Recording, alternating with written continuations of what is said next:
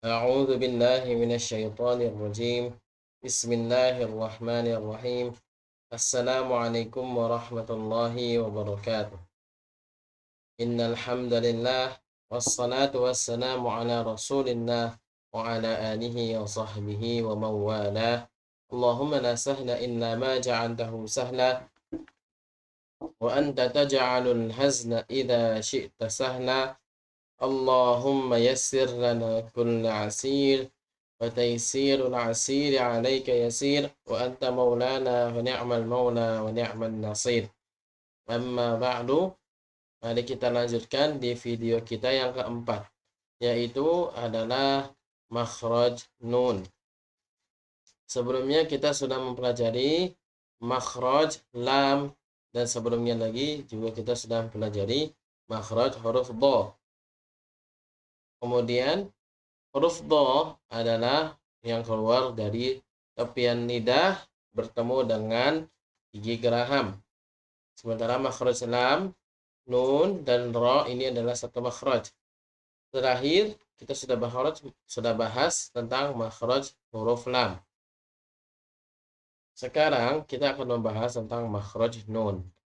Nah, jadi lam, nun, dan ra berada di satu makhraj yang sama. Akan tetapi cara pengucapannya dan sifat-sifatnya tentu saja berbeda. Adapun makhraj nun adalah dari ujung lidah dan gusi yang sejajar dengannya, sedikit di bawah makhraj lam. Sedikit di bawah makhraj lam.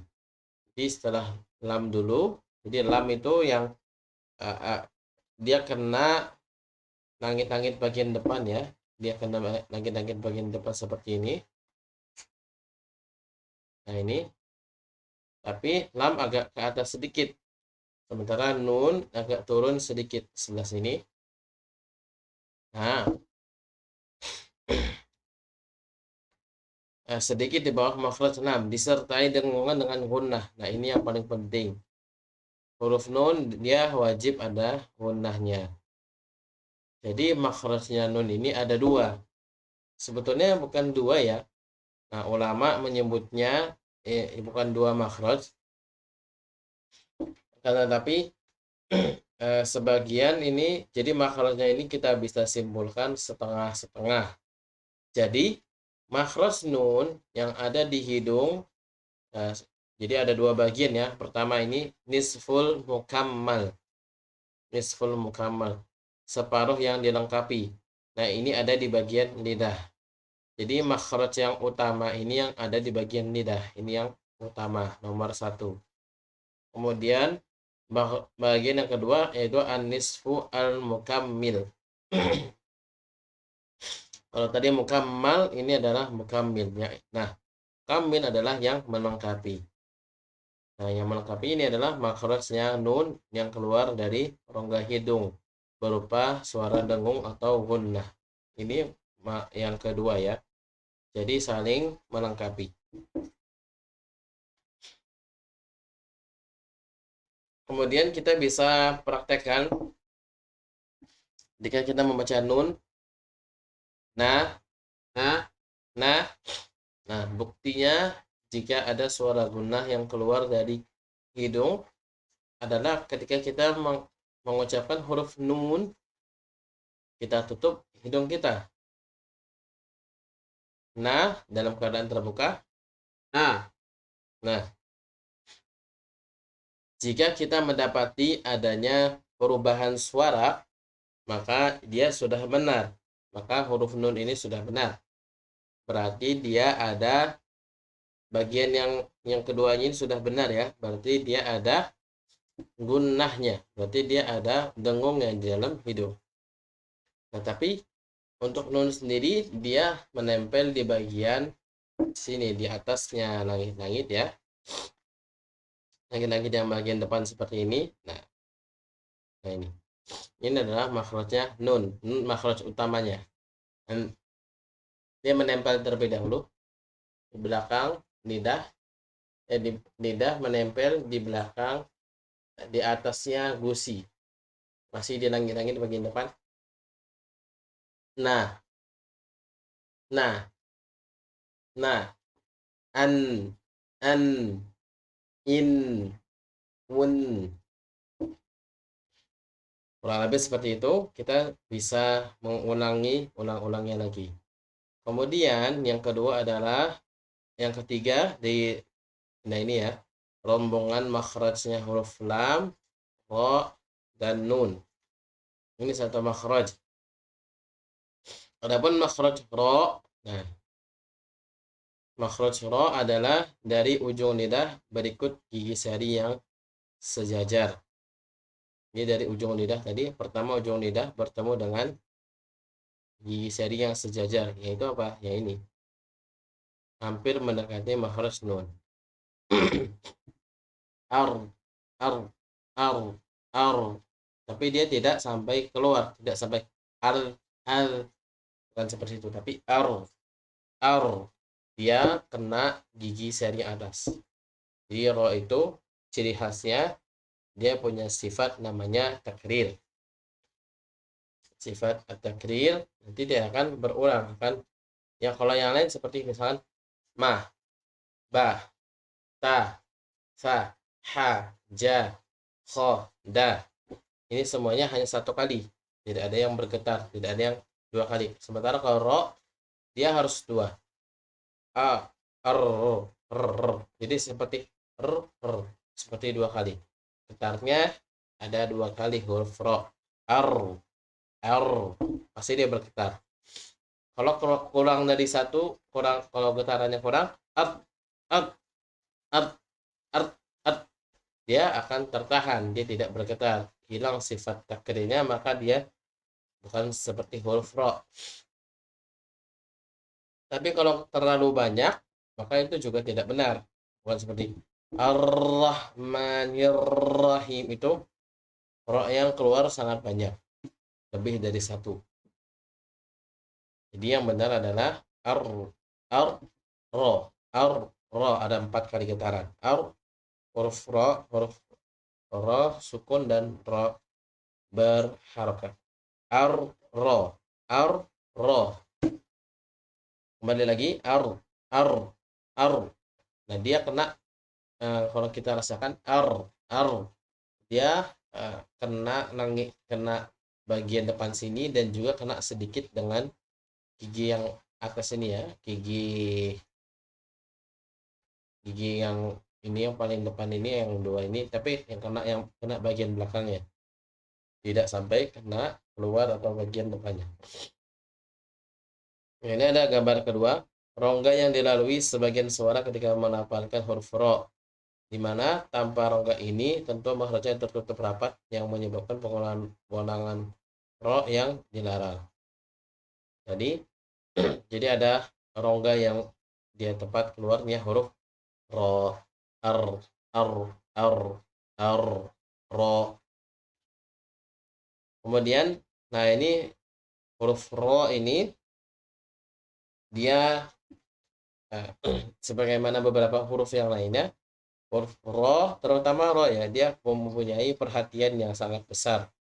Karena huruf ro ini bahkan sampai pembahasannya lumayan panjang, hanya membahas tentang ro tebal dan ro tipis.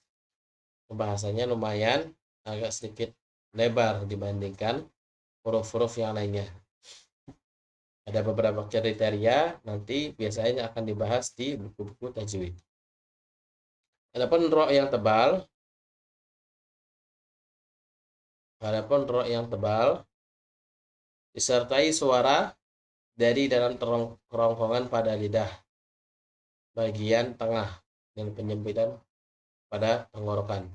Nah, ini sebagaimana kita pahami ya. Jadi nanti ada namanya sifat isti'la.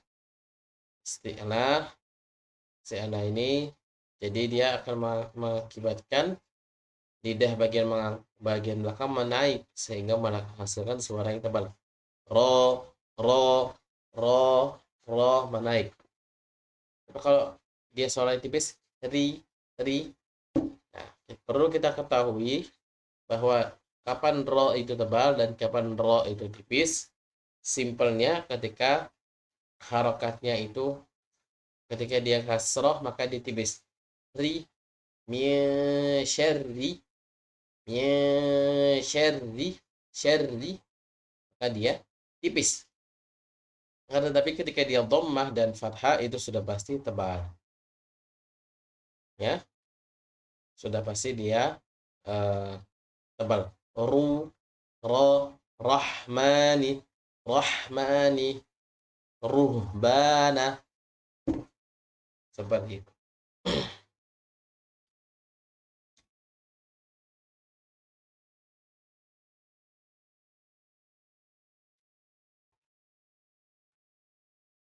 Kemudian berikutnya adalah setelah kita membahas huruf makhraj huruf lam, nun dan ra yang terkumpul dalam satu makhraj, kita membahas makhraj huruf ta, dal, dan ta. Makhraj huruf ta, dal, dan ta. Ini sama juga, ini adalah satu paket, sama-sama satu makhraj huruf ta, tapi mungkin ada sedikit perbedaan ketika ketika mengucapkan huruf ta. Maka pertama, dia lidah yang menempel dengan langit-langit bagian depan ini lebih banyak, itu nomor satu. Yang nomor dua, lidah yang belakang ikut terangkat. Ini adalah huruf to, karena dia harus tebal. Nah, keadaan seperti ini, lidah depan mengangkat, kemudian lidah bagian belakang juga ikut mengangkat, maka kita sebut keadaan seperti ini adalah itbaq. Nah, itbaq ini lidahnya depan dan belakang menempel semua. Karena huruf to tadi makhrajnya ada di depan, akan tetapi dia punya sifat isti'la sehingga terangkat bagian belakangnya. Akhirnya kombinasi kedua ini menghasilkan sifat baru, namanya sifat itbaq. Itu adalah sifat menempel. Adapun huruf ta dan da, ta, da ini kurang lebih sama, cuman yang membedakan adalah ketika huruf da ini, lidah yang menempel kepada langit-langit depan ini dia lebih banyak, misalkan ta seperti ini, ta, ta, ta, ta, ta. Nah, kemudian secara sifat juga nanti akan kita bahas akan berbeda. Ta, ini keluar udara sedikit, udara keluar hams, ta. Kalau da dia tidak keluar, da, karena da agak sedikit ke atas dan dia lebih menempel lebih banyak. Da, ta, da, ta.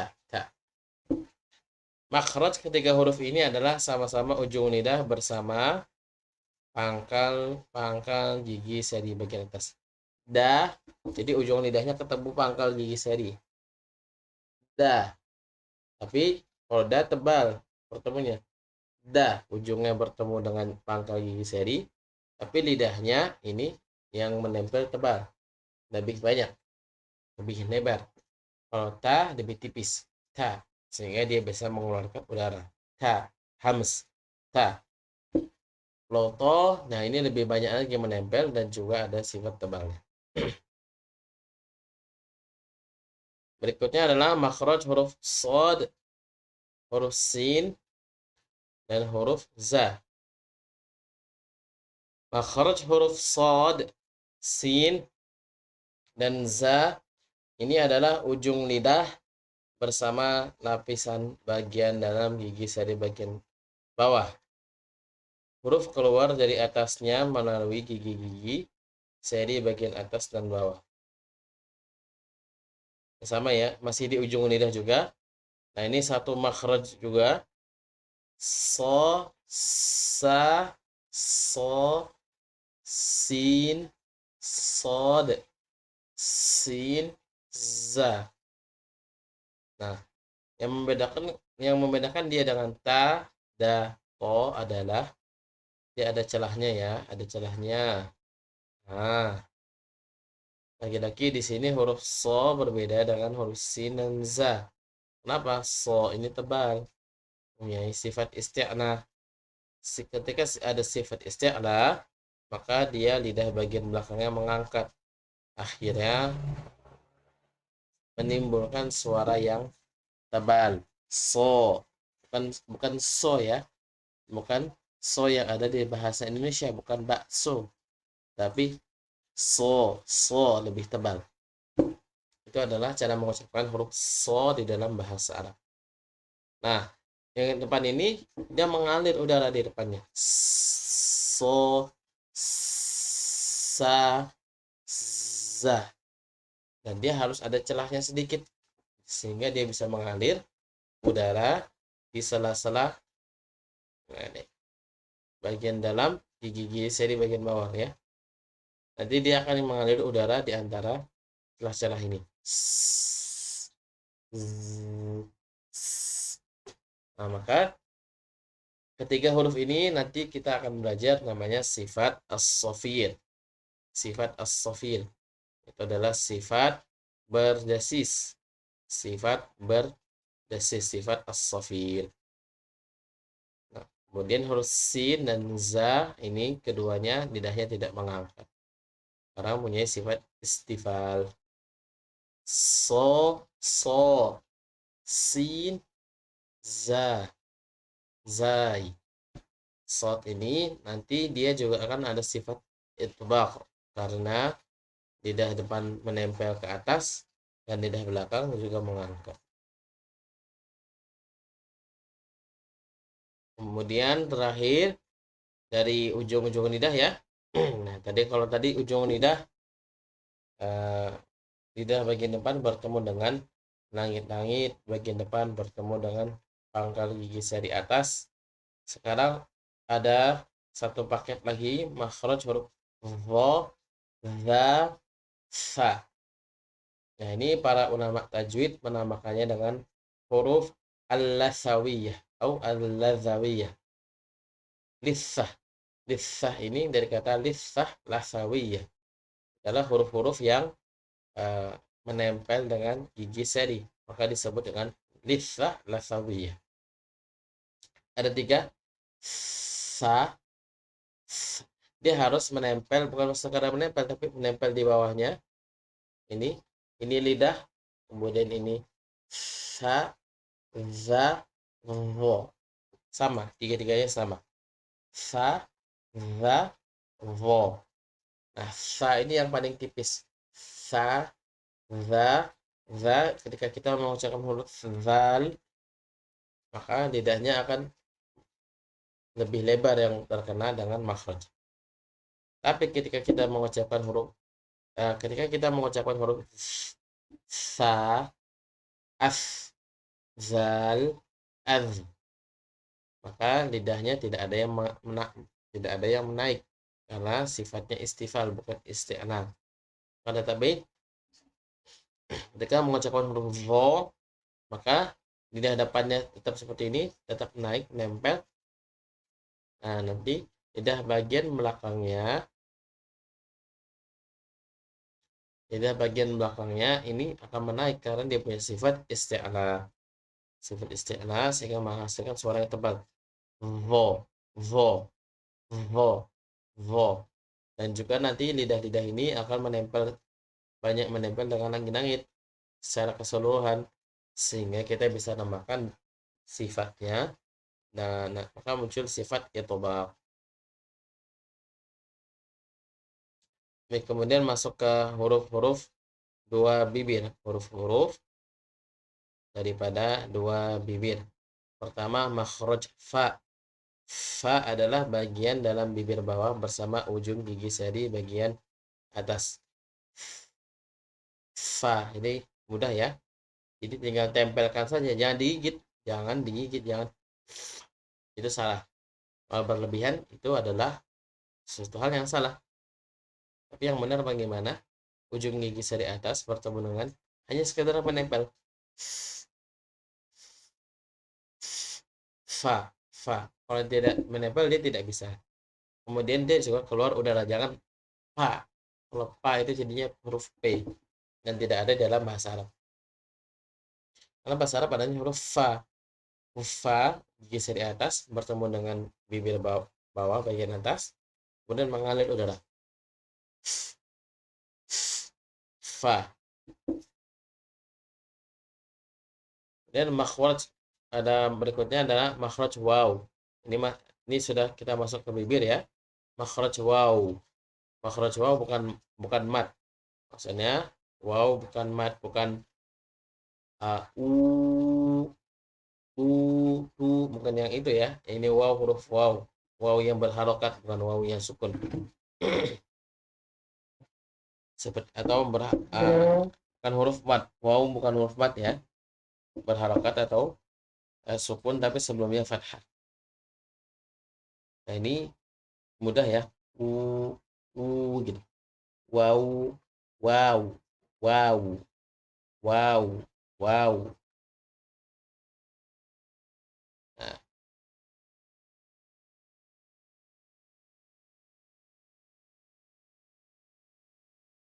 Nah, huruf wow ini pertama kita harus tahu dia adalah bukan wow mad. Caranya ya mudah sekali. Wow, menggabungkan dua bibir. Wow, u, wa, waladun, wa banaina. Nah, jadi perbedaannya dengan menggabungkan dua bibir ke depan dengan mengangkat lidah paling dalam. Wow, lidahnya mengangkat, tapi dia tidak sampai membuat suara yang tebal. Wow, wow, coba kita ucapkan perbedaannya. Ketika kita mengucapkan wow mat, kita rasakan lidahnya itu dia tidak naik. Tubuh. Tapi ketika dia kita mengucapkan huruf wow, maka lidahnya seperti gini. Set gitu. Abu, contohnya misalkan waladun, wildan, wu, wujida. Nah, ketika mengucapkan huruf waw, dia lidahnya agak sedikit mengangkat. Kemudian huruf berikutnya yang ada di dalam bibir, yaitu adalah makhraj huruf ba. Makhraj ba adalah dengan merapatkan kedua bibir. Ab, ab, ab, ab, begitu ya. Ab, ab, babi, bu, bab, ab. Sangat mudah ya. Baba, baba. Tapi yang harus kita ingat bahwa ketika mengucapkan huruf mad, huruf ba, maka dilarang juga berlebihan. Tabat, misalkan orang berlebihan mengucapkan, menempel bibirnya berlebihan. Tabat yada abi lahabi wa tab, sampai kayak orang ngerasa asam gitu. Jadi dia bibirnya dicengkeram kuat. Tidak seperti itu ya. Ya seperti kita mengucapkan huruf fa. Jadi yang mudah saja, hanya sekedar menempel fa, ba, begitu ya. Fa, ba, fa, ba. Sama mudahnya dengan mengucapkan huruf ba dengan fa. Bedanya, ba ini bibir atas bertemu dengan bibir bawah. Sementara huruf fa gigi seri atas, dan kedua huruf ba ini tidak mengeluarkan udara, bukan va tapi ba. Berbeda dengan fa. Fa ini dia punya sifat hams, maka dia mengeluarkan udara. Afidah allati tattani'u 'alal afidah, mengeluarkan hembusan udara. Berikutnya adalah makhraj huruf mim. Ini berarti huruf yang keempat di dalam makhrajnya. Nah, di dalam makhraj al-syafatan. Makhraj asy-syafatan atau makhraj kedua bibir. Ini makhraj yang paling luar ya, yaitu adalah kedua bibir. Sementara makhraj yang paling dalam itu adalah huruf hamzah, yaitu adalah huruf-huruf halqiyah atau huruf-huruf yang muncul dari tenggorokan-tenggorokan. Ada 6 huruf. Kemudian makhraj mim, makhraj mim. Nah, mim dan nun ini hakikatnya sama. Jadi mereka bukan, bisa dibilang ya, bisa saja kita, mungkin boleh saja kita bilang dia ada dua makhrajnya, yaitu ada di hidung dan juga di mulut. Ada di hidung dan juga di lidah. Akan tetapi kalau ulama ini, menurut buku ini ya, mungkin menurut kalangan Syekh Aiman, jadi yang beliau tuliskan di sini adalah seperti tadi. Jadi mim yang pertama itu ada dua makhraj. Satu makhrajnya di sini, ini makhraj yang pertama, dan ini makhraj utama. Kemudian ini ada makhraj pembantu. Nah, ini pelengkap, tapi tetap harus ada. Nah, ini adalah huruf gunnah. Gunnahnya, getarannya keluar dari hidung, tapi hurufnya keluar dari bibir. Hurufnya sama seperti huruf nun. Hurufnya keluar dari lidah bertemu langit-langit. Akan tetapi untuk gunnahnya tetap dari hidung. An'amta. Ini dalam satu kata saja kita sudah berhasil. Sudah kita bisa praktekkan dua contoh ya. Am an'amta, an'amta. Sama juga dengan huruf nun, huruf mim. Jadi ada ulama menyebut bagian mim pada bibir sebagai an-nisfu al-mukammal. Nah, ini ya, separuh yang dilengkapi. An-nisfu al-mukammal. Ya, ini maksudnya adalah yang ada di bibir ini makhraj utamanya ya, yang harus disempurnakan. Ibaratkan sholat wajib tapi harus disempurnakan. Mungkin karena kurang kurang khusyuk atau kurang ta'zimnya, harus disempurnakan dengan sholat sunnah. Nah, kemudian dan bagian mim pada rongga hidung bagian belakang sebagai an-nisfu al-mukammil. An-nisfu al-mukammil. Itu adalah, ini yang nun ini tadi ya, yang ada di hidung ini, ini adalah yang al-mukammil, yang melengkapi. Nah, untuk membuktikan jadi huruf, dan kita harus catat bahwa tidak ada di dalam Al-Quran yang mengeluarkan gunnah kecuali huruf mim dan juga huruf nun. Kalau ada yang mengucapkan tapi dia laki-laki, maka dia harus diperiksa. Apakah dia sebetulnya perempuan atau laki-laki. Nah, kemudian huruf mim dan nun, huruf mim dan nun ini sekali lagi dia keluar dari hidung. Gunnahnya ya, gunnahnya keluar dari hidung. Huruf mim dan nun ini gunnahnya keluar dari hidung. Nah, keluar dari hidung.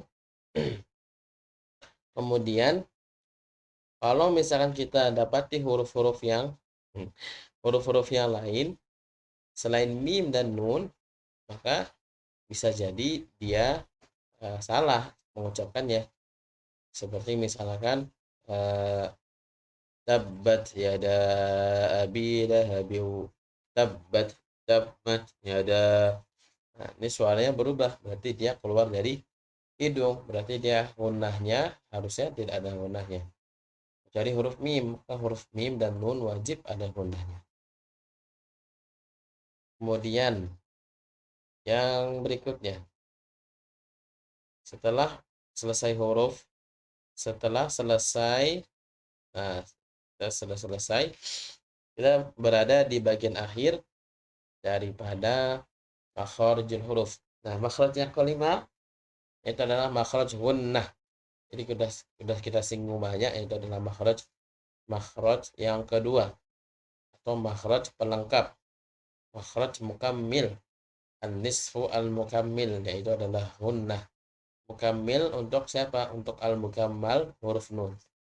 Untuk al-mukammal huruf mim. Nah, ini sudah kita bahas.